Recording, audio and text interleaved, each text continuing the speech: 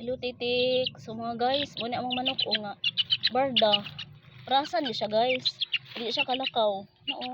Luoy kaayo siya. O titik oh. O kaon. Luoy ka siya guys. Oo.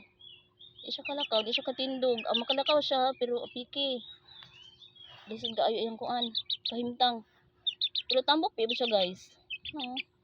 Dingin pa siya lawas. Pero mo ginaiha oh. Hindi siya ka lakaw kay yung tiin na bangkong.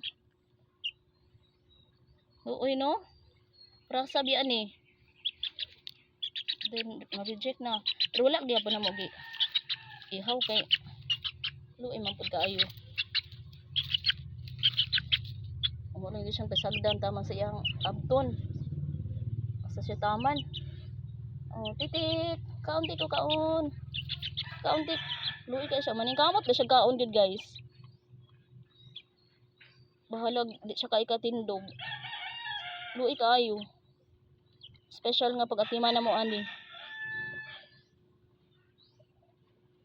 Titik, sige na tik, kaunti. Luoy kaayo ka. Kaon dia kaon. Luoy kay guys. Na nag-usahay ang atong mga manok no, na ay mga diferensya.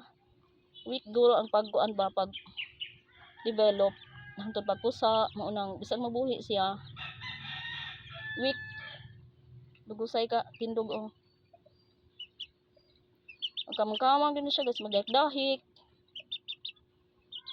Titik. Luoy kaayo ang tawon. Kabala ka ti kay atimanon ka namo tik ha. Luoy man ka. Timanon na ka namo ha. Luoy.